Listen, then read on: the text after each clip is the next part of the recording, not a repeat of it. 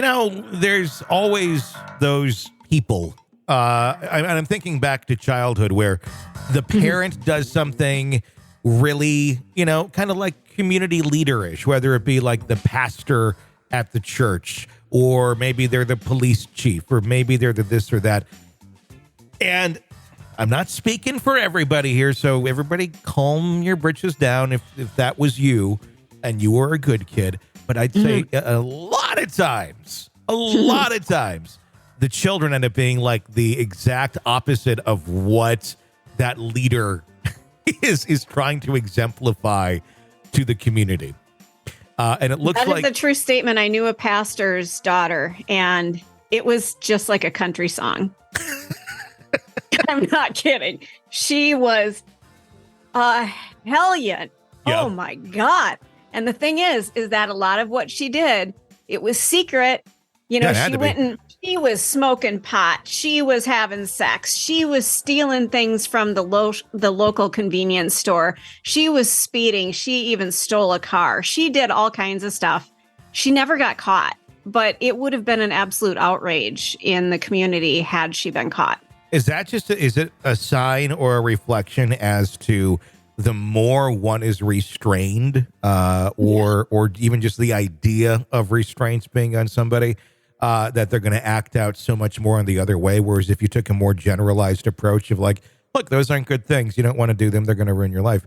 But if it's more like, you can't do that, you will be in the forever flames of hell should you do this sort of thing, or we're going to arrest you and put you away. If you're like the police chief's kid or something, do you end up going down the extreme route because of those sort of, threats, if you will? I don't, I think that's exactly what it is. But also, I think it's the community's expectations of you. If you're a pastor's daughter, therefore you're going to act a certain way. And I think this gal was just thinking that those are metaphorical handcuffs, and I need to break out of them because fuck you. Yeah. It's interesting. And that's exactly what she did. Being young and dumb is really what it comes down to. And we've all been there. This is happening in Nashville in an unsettling development. Metro Nashville Police Chief John Drake disclosed that his estranged son is believed to have shot two police officers at a Dollar General store in Vergne on Saturday afternoon. Chief Drake released the following statement regarding the incident. I am both shocked and deeply saddened to learn that my estranged son, with whom I've had very limited contact over many years, he needed to get that in there, is, and it's probably true, is the suspected perpetrator in the shooting of two Vergne police officers this afternoon. My thoughts and prayers, well, we had to get thoughts and prayers in there. We should have a bell for that. With the two officers who I understand are in stable condition at Vanderbilt. Well, they do have some very good hospitals there, I will say that. So despite my best efforts and guidance during his early teenage years, my son, John Drake Jr., who is now 38 years old. So, when your kid's 38, it's not your responsibility what sort of horrible shit they get into. This guy has got into some horrible shit. Keep reading. It's impressive. Oh, we got like a laundry list coming up here. Yes, we do. Unfortunately, turned to a life of criminal activity and has a prior felony conviction. He's been absent from my life for an extended period. Now he must be located and held responsible for his actions today. I urge anyone who sees him or possesses information about his whereabouts to promptly contact law enforcement. Bravo to him. You're doing the right thing. It's not like a massive cover-up or something like we saw with like Ellen Greenberg or something where it's like, oh, we don't even take a look at the fingerprints on the knife. Oh, by the way, you have a very high-powered attorney as your uncle that's going to come in and take all these things away before the investigation, and we're going to change what the outcome of the actual death is. That sort of thing where it gets a little twisted and a little bit, that didn't happen here. So bravo. Feel horrible for John Drake that he has to go through something like this so publicly, but he's doing the right thing. According to records from the criminal court clerk of Davidson County, Drake Jr. has an extensive history of criminal offenses dating back to 2005. So this is a guy that's got some reps in on being a shitty human. These records, that would have been right after he was 18. So when he had to start taking responsibility for his life and refused to do so. Yep. These records indicate that he has faced criminal charges on 59 occasions in Davidson County. See, there you go. I told you that was big. How do you normalize that? How is that like, oh, I got 59? It's like, if you're there, you need some serious mental health help because that ain't normal by any stretch of the imagination. Most people don't even have one. He must have been a regular. Anytime he walked into the courthouse, they probably went, oh, shit. Here he is again. Break again. His initial charge was for theft of $500 or less, resulting in arrest on October 31st, Halloween of 2005. This case was dismissed on August 3rd of 2006 as documented by court records. Then we go to January 29th of 2009. He was found guilty of a lesser charge related to aggravated rape, as indicated on court records. So aggravated rape is a lesser charge than stealing something of $500 or less?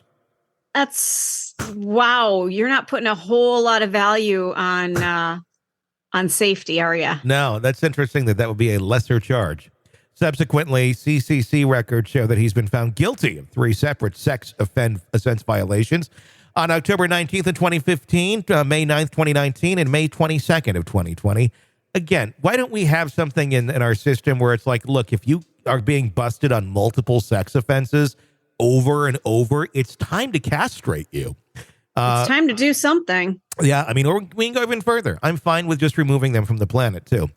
Because, look, if we're not going to keep them locked away forever, they're going to keep doing this shit. That's what they do every time. I mean, the odds of them somehow finding some sort of redemption and, no, I'm not going to be a rapist anymore. That doesn't happen. It doesn't exist. Once they get a taste of what that power feels like in their mind, it's hard to quell that. I don't know that you can. It's really difficult. Is it that they got a taste of it, or they just always have an appetite for it? And that's like the only thing, usually through some sort of trauma that I don't know, that gets them there. But I mean, it's fucked up. I mean, you're not going to change that if that's how someone operates. It's like, it's child molester type things too. It's there. If that's what they're going to do, if that's what interests them, if that's what, internally in their deepest psyche sparks them, you're not going to break that. Prison's not going to break that. Fines aren't going to break that. You know what will break that? A nice big soldering iron that takes off body parts, or just removal from the rest of society, because can't happen. Additionally, he's been convicted of the following charges on the specific dates as reflected in the records: driving without a driver's license on November 20th of 2006, domestic bodily injury, February 22nd, 2007. Who can forget the aggravated burglary and resisting arrest and evading arrest, actually? Oh, that happened back on July 25th of 2007. And who can forget this one? This was one they talked about at the holiday dinner table. Assault involving domestic bodily injury and criminal impersonation, October 16th of 2007. And then there was that possession or casual exchange of controlled substances on August 6th of 2015. You got to give him just a little bit of credit. He has dabbled in a lot of the penal code. Is it an experiment? Is it to see what it's like to live that sort of a life? Well, maybe he's just a very creative individual. Instead of just staying in one lane with aggravated assault, he ventured out. And we joke about this, like, oh, look at this. There's going to be, we're not far away from this. Well, that's his lifestyle. That's his choice. That's why would if he has these urges to do these things, who are we to say stop? Right. If law-abiding citizens, I don't know. Maybe he identifies as a criminal and he knows it, and that's what he likes. So why should we change anything? It looks like he has some reps in on this. He's living his best life according to the way he wants to live it. Who are we to say stop raping people? Stop resisting arrest. Stop the domestic bodily injury. I think we're just way out of line, and we're getting in his path, and he needs to have the freedom that he deserves. No, I mean, that's fucking insane.